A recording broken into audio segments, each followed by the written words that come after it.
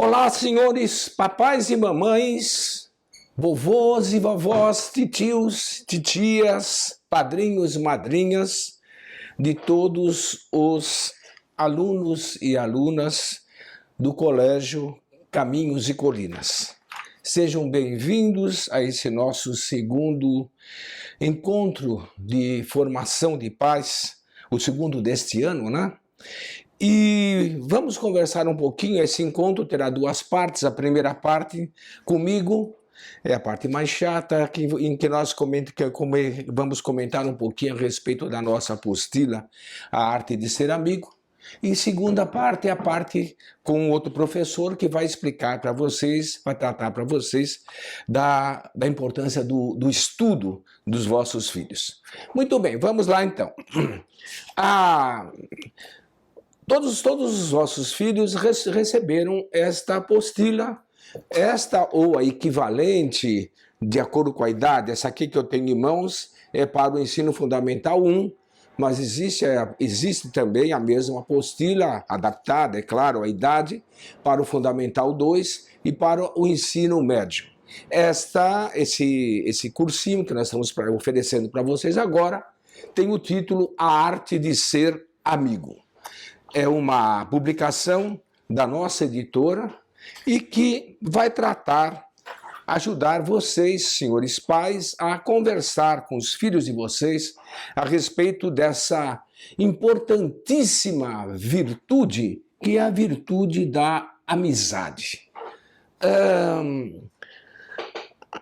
Nós pescamos algumas perplexidades, algumas objeções que foram feitas quando nós estávamos elaborando a apostila, e eu gostaria de começar a responder então a duas pequenas objeções que foram feitas. A primeira dizia a respeito ao seguinte: a apostila fala, o objetivo da apostila é educar na amizade, né?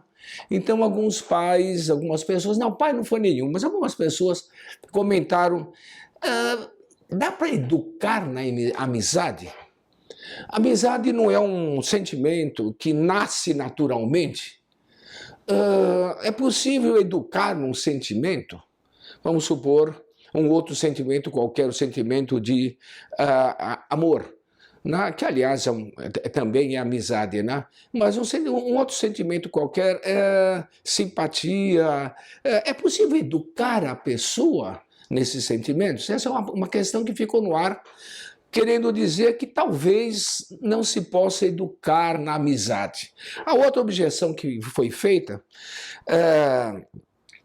assim, mais num tom de curiosidade do que propriamente de objeção, foi o seguinte: uma menina comentando: eu já tenho amigas, eu estou cheia de amigas, entende? Uma apostila para me ensinar a arte de ser amigo?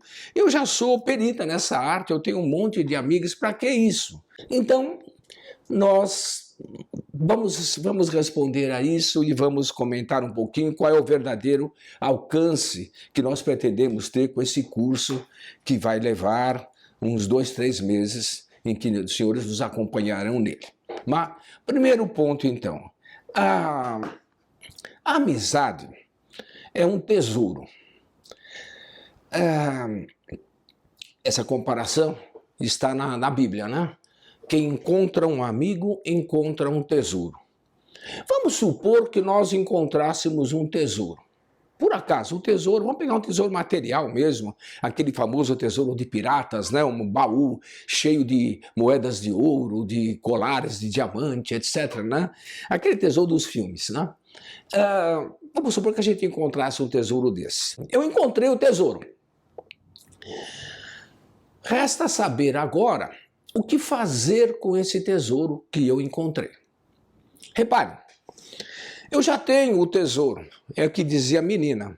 Eu já tenho amigas, né? Então agora, para que o curso? Talvez o curso ajude você a entender o que você pode fazer com essa amizade. Quer dizer, que proveitos você pode tirar dessa amizade que, graças a Deus, você já tem. Então, serão uma série de conselhos que nós procuraremos dar, que os senhores pais vão dar aos vossos filhos também, sobre como cultivar esse maravilhoso tesouro, que é o tesouro da amizade. Né? Para isso, então, nós montamos esse curso. Né? Aproveitem o maravilhoso tesouro que vocês já têm, né? Ou aprendam a procurar esse tesouro que nós também temos, vamos colocar. Isso aqui tem até uma atividade para as crianças aqui, que é justamente fazer o mapa do tesouro relativo à amizade, tá bem? Então, nosso objetivo é esse, ajudar vocês pais e vocês alunos a, digamos assim, falando em termos de investimento, né, administrar o tesouro da amizade. Nós começamos definindo a amizade. As primeiras páginas da apostila, as primeiras páginas trabalham com essa ideia, né? Comenta que a amizade é um tesouro, tudo bem, e depois começa a tenta mostrar para vocês a identificar realmente o que é amizade, porque existem vários sentimentos, várias atitudes parecidas com a amizade, que se abeiram da amizade, mas que não são amizade verdadeira. Né? Então nós começamos fazendo a distinção entre ser amigo e gostar. Eu posso gostar de alguém, mas apesar disso não ser amigo dele. Qual a diferença entre... Porque amizade é amor. Então qual a diferença que tem entre amar e gostar? Eu gosto de uma coisa quando a coisa traz bem para mim. Eu gosto de bala de menta. Eu gosto de sorvete de creme. Entende? Eu não amo nem a bala de menta, nem o sorvete de creme. Eu quero o bem que o sorvete de creme traz para mim. Agora, eu amo alguém. Isso significa que eu quero o bem para essa pessoa. Então, a diferença entre o amar e o gostar, a diferença entre a amizade e o coleguismo, por exemplo, pode vir daí, dessa diferença. Se eu gosto de estar com alguém porque essa pessoa é engraçada, porque essa pessoa me faz rir, é simpática, eu me sinto bem perto dela, tudo bem? Isso não é amizade ainda. Né? Porque eu estou procurando o bem que isso traz para mim. Agora, se eu estou interessado em fazer o bem para essa pessoa de alguma maneira, se eu quero que essa pessoa melhore, e, em última análise, se eu quero que essa pessoa seja santa, então, nesse caso, eu estou sendo amigo da pessoa. Deu para entender, né? Vamos, então, essa é a primeira definição que a gente faz, e depois nós começamos explicando para os pais que um dos caminhos para nós encontrarmos amizade, e que isso vocês podem observar nos filhos de vocês, e nós temos um exercício aqui na página 11, muito bem montado para explicar isso, é a seguinte ideia. Observar o que as outras pessoas têm de bom e escrever. Nós temos uma tendência maldosa, faz parte da nossa educação, talvez, da formação do mundo atual. A gente gosta de ver o que os outros têm de ruim. É impressionante, a gente fala até assim, é muito simpático, muito bonito, muito mas... E aí depois desse mas vem vem uma lista enorme de objeções e defeitos que nós vemos nos outros. Pode ser verdadeiros, hein? Não estou discutindo aqui se vocês estão mentindo, a gente está mentindo ou não quando está falando desses defeitos. Mas eu estou comentando essa mania nossa de ficar procurando defeito só e não ver qualidade. Então nós queremos que vocês ajudem os filhos de vocês aqui a fazer a listinha dos colegas que tem. Tem aqui uma lista, ele pode colocar o nome de um monte de colegas aqui, tem 25 lugares diferentes aqui para colocar, e na frente escrever uma qualidade. Por que isso? Porque se nós pensamos sempre nos defeitos das pessoas, quando a gente vê a pessoa, quando a gente cumprimenta a pessoa, quando a pessoa passa na nossa frente, a gente pensa primeiro no defeito. E se nós nos acostumamos a enumerar as qualidades que a pessoa tem, né, não importa se a gente simpatiza com ela ou não, hein? Mas objetivamente essa pessoa tem essa qualidade. Então, se eu me acostumo a observar as pessoas pelas qualidades, então eu vou ter sempre a primeira impressão na conversa, num relacionamento qualquer, essa pessoa é generosa. Essa pessoa é bondosa, essa pessoa é humilde, essa pessoa é prestativa, essa pessoa é generosa materialmente, essa pessoa é atenciosa, ou seja, eu vou entrar na intimidade daquela pessoa, eu vou abrir a porta da conversa com a pessoa através da qualidade e não através do defeito. Isso faz uma importância tremenda. Isso tem uma diferença enorme depois no nosso tratamento posterior. Vamos nos acostumar a conversar com as pessoas partindo disso. Ela é filho de Deus, ela tem um anjo da guarda, né, para nós, para os que são cristãos, né, e ela tem tal e tal e tal qualidade que eu observei. E vamos, a partir daí, fazer a conversa com ela. Isso vai nos tornar muito mais, a nós mesmos, muito mais perspicazes, muito mais generosos, muito mais prudentes. A palavra prudente significa, entre outros significados, a palavra prudente significa escolher o caminho certo, escolher o modo certo de conversar com alguém. Eu vou tratar com alguém. Pode ser o dono do armazém da esquina, pode ser alguém que eu conheço no trabalho, ou alguém que eu conheço na escola.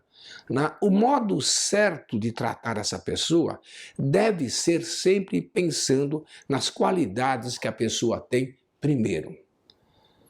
Eu sei, todos nós sabemos, que as pessoas têm defeitos também. Mas vamos começar pelas qualidades que isso nos coloca, inclusive no relacionamento, hein? Isso nos coloca em vantagem até. Eu começo elogiando a pessoa por alguma coisa que essa pessoa realmente tem, alguma coisa boa que ela tem. Para a partir daí, se for necessário, eu puder depois também fazer uma correção. Tudo bem. Mas vamos começar pelo lado positivo e pelo lado negativo, né? Outra coisa que tem aqui, e que nós sempre procuramos fazer nas nossas apostilas, né? Os senhores papais antigos sabem disso, é fazer com que a criança, o aluno, ele procure o papai e a mamãe para fazer algum desses pequenos exercícios que estão aqui na nossa apostila, no nosso livrinho, né? Aqui, por exemplo, na página 17, nós temos uma proposta que o pai defina para o filho. A amizade é, e o pai vai explicar o que é. Um amigo é como, e o pai e a mãe, a tia, a avó, a padrinha, a madrinha, vão explicar aqui, vão fazer uma comparação. E a criança vai ouvir aquilo e depois vem a proposta. Transforme o que os seus pais falaram em um desenho. Mesmo que a criança não saiba escrever ainda, que ela transforme aquilo que os papais falaram em um desenho. Deixem eles livres, quietinhos, sentadinhos ali, fazendo o desenho deles. Não deem palpite. Observem. Talvez o desenho que a criança fizer vai dizer muito para vocês sobre como a criança vê a amizade, sobre como a criança entendeu a explicação e sobre como a criança vê você. Então, é precioso. Há uma ciência por trás disso, em análise dos desenhos infantis, para entender como eles veem o mundo. Nós não somos psicólogos, não vamos fazer uma observação profunda a respeito disso. Olha, mas mesmo uma observação superficial, vista pelos olhos carinhosos do pai, da mãe, do responsável, ainda assim pode nos dizer muita coisa. Desenhe as coisas que você gosta de fazer junto com um amigo. Desenhe as coisas que você prefere fazer sozinho. né? Desenhe um grupo de amigos e veja a relação, os amigos que ele desenha, né? E pense nos amigos que talvez ele não desenhe. Há muita coisa a aprender na observação dos desenhos infantis, que não sejam cópia, que sejam inspirados por ele mesmo. Por isso, não digam para os filhos de vocês como desenhar. Só digam, desenhe isso que o papai contou, a mamãe contou. Tudo bem, deixe eles fazerem um desenho. Nós vamos ficar muito surpresos com isso, tá bem? Depois, uma outra coisa que entra e sai da moda, e que agora está voltando à moda novamente, que é um cine-debate. É observar um filme, observar um desenho animado, uma animação, alguma coisa que seja na idade de quem está observando, na própria da idade de quem está observando, e depois pedir que a pessoa comente. O que você achou de tal pessoa? O que você achou de tal personagem, de tal outro? Então nós temos aqui, na página 19, nós temos a proposta de um cine-debate, que no caso aqui das crianças do Fundamental 1, está em cima de uma animação famosa, do Carros, né? Daqueles carrinhos de corrida. O carro lá que está desanimado, ele vence a corrida pelo apoio dos amigos. E ele também, durante a corrida, porque na verdade ele não vence a corrida, né? Ele perde a corrida porque ele quer ajudar um amigo. Então, toda a encenação, toda a proposta do vídeo nos convida a pensar o seguinte: o que é mais importante, vencer aquela corrida ou ajudar um amigo? E ele dá razões para isso. Ele explica por que ele fez isso e não fez aquilo. Ele explica por que aquilo para ele que era o máximo, vencer a Copa Pistão, de repente não deixa de ter importância porque um amigo está em apuros, né? E é mais importante ajudar um amigo. Examine, converse com a criança, peça a informação dela, veja quantas vezes a criança já pode ter feito coisas parecidas. Se vocês conhecem alguém na família de vocês que fez coisas assim, ou vocês mesmos fizeram, contem isso para a criança, para explicar o valor e a hierarquia das coisas, que existem coisas mais importantes e coisas menos importantes, né? Nós temos também, mais para frente, na página 21, meu tempo está acabando, nós temos na página 21 também uma outra proposta que é mais para lidar com o adolescente. É a questão da importância da amizade no combate à tristeza. Existem certos tipos de tristeza que a gente às vezes não entende, e é tipicamente a tristeza de adolescente. O adolescente, às vezes ele cria uma tragédia do nada, de repente ele fica totalmente desanimado, fica de baixo, fica na fossa, por alguma coisa que não tem importância nenhuma. Para nós, adultos, não tem importância nenhuma, porque a gente sabe que aquilo vai passar, mas para a criança não, para o adolescente não, é a primeira vez que ele sente. Então, para ele é uma tragédia. E aí a importância da amizade, do conselho, de preferência um conselho de alguém, o apoio de alguém da mesma idade com ele, tem uma eficiência enorme. Nós mostramos isso e nós pedimos para os pais considerarem isso. E se eles mesmos podem dar esse conselho, se podem lembrar de tragédias semelhantes que nós sofremos quando estávamos adolescentes, às vezes a gente esquece disso, né? A gente esquece que foi adolescente, entende? E contar para eles, né? De maneira que eles possam entender, isso vai passar. Isso não é uma tragédia absoluta, né?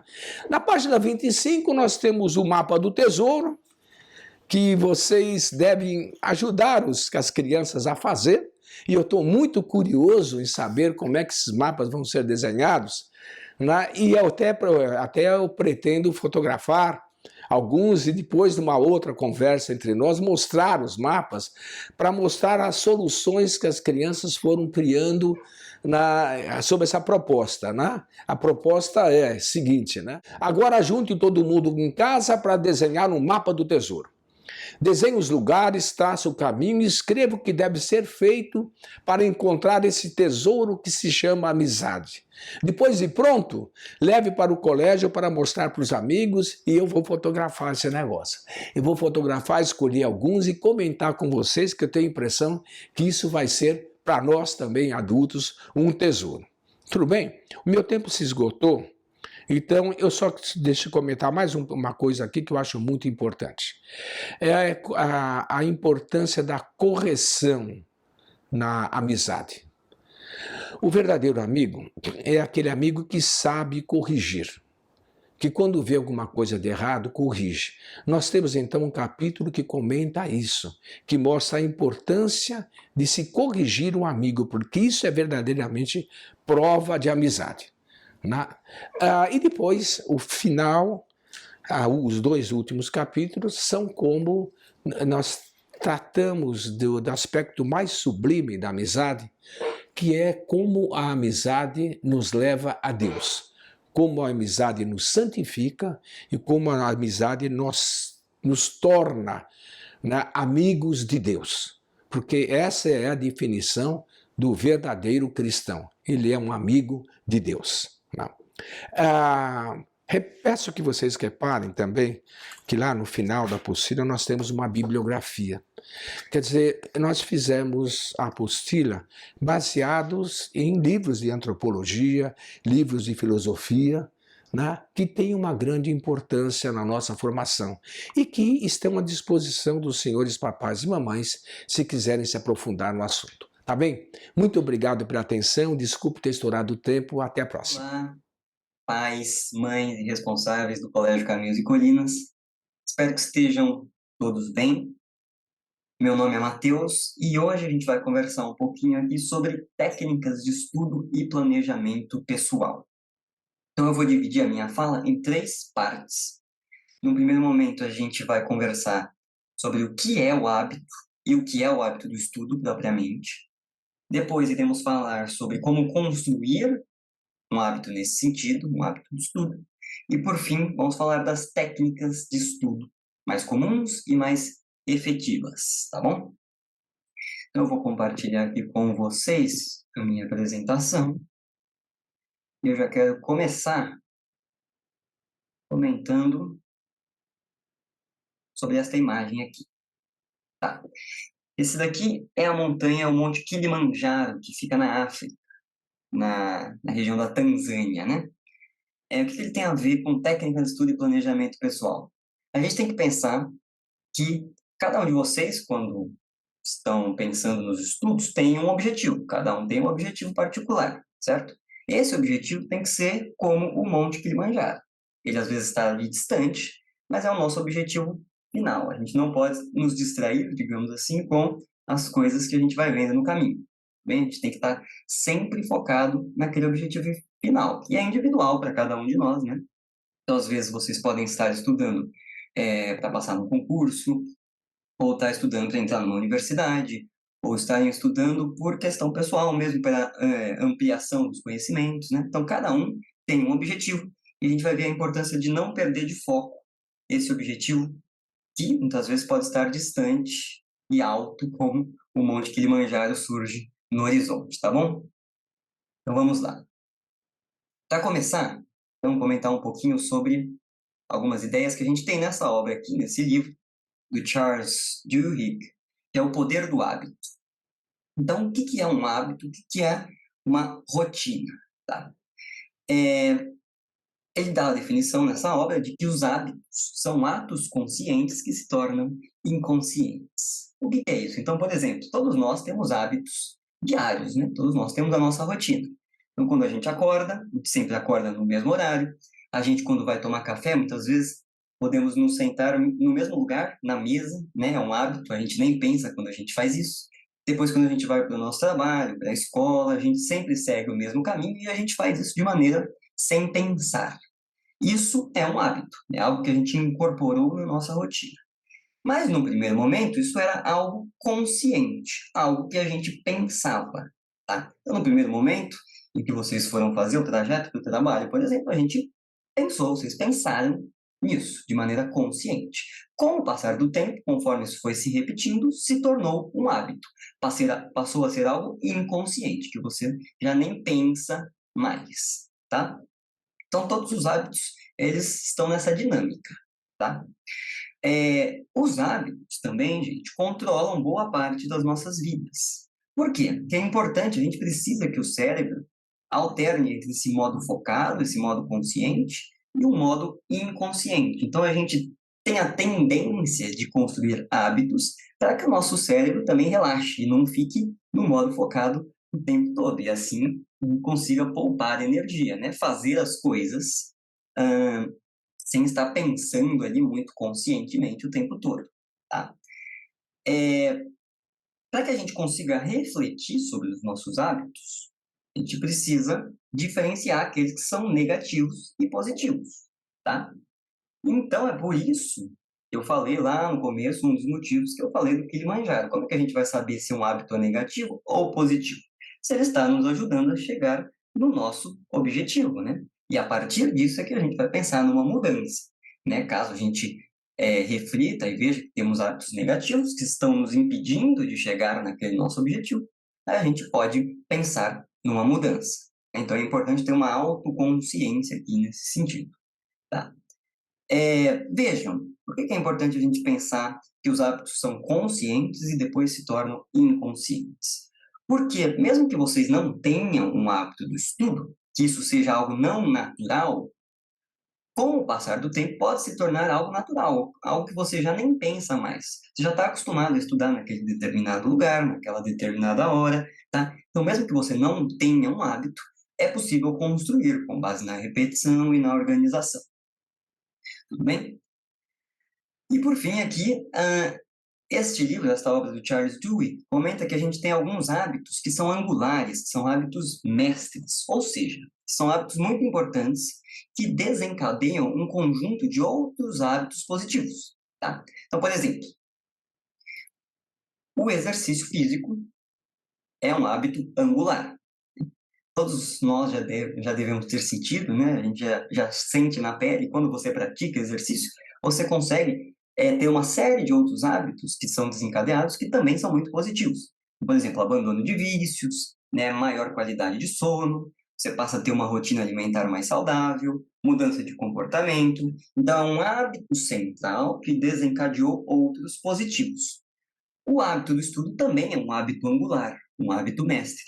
Porque a partir dele você consegue, por exemplo, ampliar sua visão de mundo, né, conhecer melhor o mundo e, consequentemente, melhor a si mesmo. Você consegue se organizar mais em outros aspectos, em outras partes da vida, né? Então, é por isso que o hábito do estudo é um hábito central, muito importante, tá? Ele vai se conectar com várias outras partes da nossa vida. Então, peguei inclusive uma frase aqui de Sócrates, como citado por Platão. Sócrates, o filósofo, não um jogador do Corinthians, né? Então, temos aqui, Sócrates disse: agora, as outras virtudes, as chamadas virtudes da alma, parecem aproximar-se das do corpo, porquanto, na realidade, quando não se as tem desde o princípio, pode-se adquiri-las depois pelo hábito do exercício. Então, pelo hábito do exercício, pela repetição, a gente consegue construir um hábito do estudo, tá bom? Mas como que a gente vai fazer essa organização? Primeiro, a gente precisa justamente disso, de organização. E, no princípio, é algo bem que parece simples, tá, gente? Primeiro, como a gente está vendo no quadrinho, um ambiente desorganizado desorganiza a nossa própria mente. Então, o primeiro passo, importantíssimo, é você ter um ambiente de estudos organizado, tá? Então, um ambiente definido, com iluminação, com silêncio, com conforto. É importante que seja um espaço que você consiga utilizar de maneira frequente, né, para que você se acostume com aquilo. E é um ambiente que deve ser constantemente limpo e organizado, tá? Então, a gente tem essa frase aí do Cláudio de Moura Castro, ele vai dizer: se a mente está confusa e não conseguimos arrumar os pensamentos para começar a estudar, um ambiente bagunçado só pode atrapalhar. Tá? Então, a gente precisa ter o ambiente organizado para, a partir daí, termos a mente também organizada. Tá? A partir daí, a gente começa o nosso planejamento, tá? Para planejar o estudo. E a gente tem que fazer 3 perguntas fundamentais, que são quais? Primeiro, o que eu preciso aprender, o que eu quero aprender, que é o conteúdo propriamente. Depois, como é que eu vou aprender este conteúdo? E, por fim, como é que eu vou distribuir na minha rotina, na minha semana, tá? O tempo que eu tenho, e como é que eu vou distribuir isso no calendário, digamos assim, tá? Um plano de estudos. Como resultado disso, vocês vão construir um cronograma, né? E é importantíssimo que a gente tenha esse cronograma feito, organizado, seja em papel, seja digital, mas que esteja ali sistematizado, tá? Agora, não adianta nada fazer uma organização bonitinha, assim, desse jeito aqui, em forma de agenda, post-it, né? Tabela, se você não conseguir cumprir. O que acontece muitas vezes é que as pessoas elas querem já atingir o Monte Kilimanjaro, lá, o objetivo final, no dia seguinte. E elas acabam projetando tudo isso, todos esses desejos lá do objetivo final, no cronograma, na segunda-feira seguinte. E fica algo muito pesado, que a pessoa não consegue cumprir. Né? Então a gente tem que entender que para chegar lá no objetivo final é um passo a passo, é um caminho, que a gente vai traçando isso aos poucos. Então, para não ter frustração, não projetem, não coloquem o Monte Kilimanjaro no dia seguinte. A gente tem que entender que o seu objetivo final pode estar distante e que muitas vezes você tem que ir num passo a passo mesmo, tá? Então não adianta nada ter uma organização bonitinha se você não consegue cumprir. Tem que ser algo que te ajude a chegar no objetivo final, tá bom?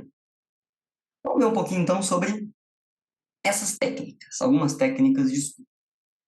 Queria primeiro mostrar essa tabela, que é a forma com que nós aprendemos.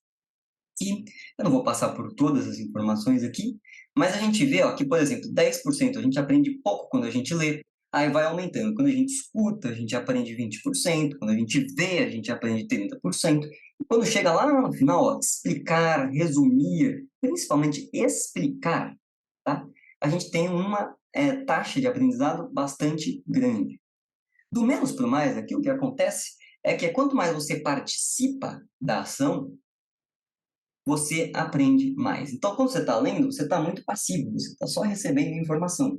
Quando você está explicando, você já está agindo sobre aquele conhecimento. E é aí que a gente aprende, propriamente. Tá bom? Então, a gente vai pensar nas técnicas também nesse sentido, sempre tentando colocar a nossa vontade ali, a nossa participação no estudo. Isso vai ajudar, tá?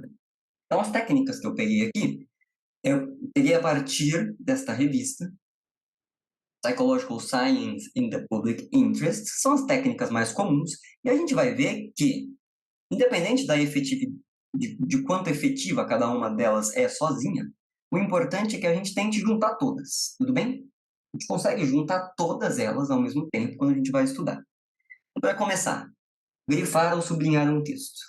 É que muita gente grifa errado, né? Então, ó, dessa imagem aqui, a gente tem um exemplo, não adianta grifar tudo. A gente grifa tudo é o mesmo que não grifar nada, grifar nada, né? Então, mas grifar é uma das técnicas mais comuns e ela é efetiva, sim, se você está tentando resumir, né? Então, selecionar palavras importantes, tá? E, como eu disse, ó, é importante conectar isso com outras práticas. Vamos ver, então, as próximas. A ideia, estou falando, ó, é conectar todas, tá bom?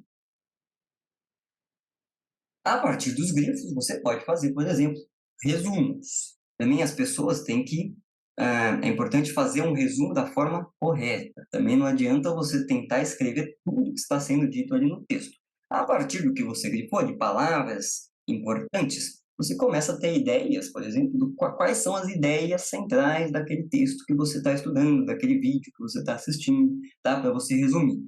Tudo bem? Uma das técnicas de resumo importante são os fichamentos, mas a gente não vai conseguir falar muito dela aqui, então vamos para os próximos. Um outro método importante. Então, a partir do momento que você está grifando, que você está resumindo, começar a fazer perguntas para você mesmo. Você mesmo que elabora essas perguntas, tá? Pode ser até mesmo alguma dúvida que você teve lendo, ou você percebe que aquele conteúdo tem um tema central, e daí quando você termina o texto, termina de assistir o vídeo, você tenta fazer uma pergunta para resumir aquilo. Então, por exemplo, vamos supor lá que o aluno está estudando mitocôndrias, né, que é a parte do nosso corpo que faz a respiração das células. Você se elabora a pergunta: por que as mitocôndrias são importantes para a respiração celular? Você mesmo, pergunta para você mesmo. E ao final do texto, ao final do vídeo, qualquer material que você esteja estudando, você tem que responder esta pergunta. Veja que aqui, ó, vai aparecendo cada vez mais a participação da pessoa que está estudando, né? Aquilo que a gente viu na pirâmide. Outra técnica mnemônica, que é de memória, tá? Essa daqui ela funciona para coisas pontuais, quando vocês têm que decorar informações. Eu nunca vou me esquecer, por exemplo, das classes dos seres vivos na escola, né, que é reino, filo, essas coisas. A professora tinha uma frasezinha, né, que era rato frito com orégano, fica gostoso, experimente. E daí, a partir disso, a gente decorava, né, reino, filo, classe, ordem e assim por diante. Então, serve para coisas específicas. Você não vai decorar um texto inteiro, né, mas você vai decorar palavras, relações assim entre ideias, né, coisas mais simples. Mas é importante também, tá bom? A próxima que a gente tem aqui, o estudo intercalado. O que é o estudo intercalado? É você estudar determinada matéria e depois trocar com outra matéria. Você não ficar focado ali 100% em uma única matéria. Por quê? A gente sabe, a neurociência, a ciência que estuda o cérebro, né? Ela sabe que a gente precisa dessa alternância, desse descanso. Então, se você alternar, você ficar meia hora estudando matemática, por exemplo, depois meia hora estudando biologia, é mais efetivo do que você ficar uma hora só focado em matemática. Tá? A alternância dá um descanso para o cérebro. E isso ajuda no aprendizado, tá bom? Próxima técnica que a gente tem aqui é o teste prático, ou o autoteste, que é você se testar, tá bom? Então, você está lá num determinado conhecimento, você pega exercícios e você faz como se fosse uma avaliação. E a partir disso você percebe o que você está acertando e o que você está errando. Essa daqui tem que ter um autocontrole, um autoconhecimento bastante grande, né? Uma maturidade para você se avaliar. Mas é muito importante também. Sempre lembrando que todas elas, é importante que elas estejam conectadas. Quando você está estudando determinado conteúdo, tentar aplicar todas essas técnicas. Uma muito efetiva, a autoexplicação ou a explicação. Lembra que nós vimos que a explicação é uma das formas com que a gente mais aprende? Então, especificamente, a gente tem um método sobre isso, que é o método Feynman. Você pega um determinado conteúdo, você resume e você explica para uma pessoa leiga, que não conhece aquilo. Tá? E a partir da sua explicação e da forma com que a pessoa reagiu, você volta no seu conteúdo. Não, parece que ela não entendeu tal coisa, eu preciso explicar melhor isso. Né? Então, essa forma de explicar o conteúdo pode ser para você mesmo, mas é mais efetivo que seja para outra pessoa, porque daí você vê o resultado, né? Você vê se você realmente aprendeu, se a pessoa está entendendo ou não. Tá bom? Vai ser chamado de método Feynman, esse da explicação de uma outra pessoa. Releitura, e aqui eu fiz um trocadilho de propósito. Releitura, ler novamente, ou se aproximar do conteúdo novamente. Se você faz isso de uma forma só recebendo informação, aí não é muito efetivo. Mas se você relê, tentando participar daquele conteúdo, usando todas essas técnicas que a gente está vendo, é como esse quadro aqui no fundo da tela, né? Esse quadro é um quadro originalmente do Van Gogh, em que se foi feita uma releitura, né? Uma nova interpretação em cima dele. Então, quando a gente relê, se fazendo outras perguntas, tentando explicar para nós mesmos aquele conteúdo, a releitura, a leitura nova, vai ser mais efetiva, tá bom? Agora, só reler não é muito interessante. E por fim, aqui, a que eu acho particularmente mais efetiva, é a prática distributiva. É você distribuir o seu estudo no tempo. É você estudar, basicamente, de pouquinho em pouquinho, com intervalos de descanso. Distribuir no tempo é muito importante, tá, gente? Ó, esse é um gráfico que mostra o quanto que a gente absorve de conhecimento. Então, ó, horas depois, se você revisa horas depois, você mantém o conhecimento em 100%. Você revisa um dia depois, você mantém ali o conhecimento retido. Você revisa uma semana depois, um mês depois, você vai mantendo, tá? Agora, se você aprende, depois nunca mais revisa, só vai revisar que nem os alunos no dia da prova, um dia antes da prova, pronto, esse conteúdo se perdeu, tá? Então é muito mais efetivo que você estude de pouquinho em pouquinho ao longo do tempo, do que estudar um montão aqui e voltar só um mês depois naquilo. Então é por isso que a técnica distributiva, ela é muito importante. E uma das técnicas distributivas é a técnica Pomodoro, tá? Que é essa divisão aqui. Você seleciona uma tarefa e você dá 25 minutos de estudo e 5 minutos de descanso. E você vai alternando nisso, por quanto tempo você tiver, né? Daí, depois de alguns, você pode dar ali uma pausa de 30 minutos. Mas mesmo que você tenha só 1 hora de estudo por dia,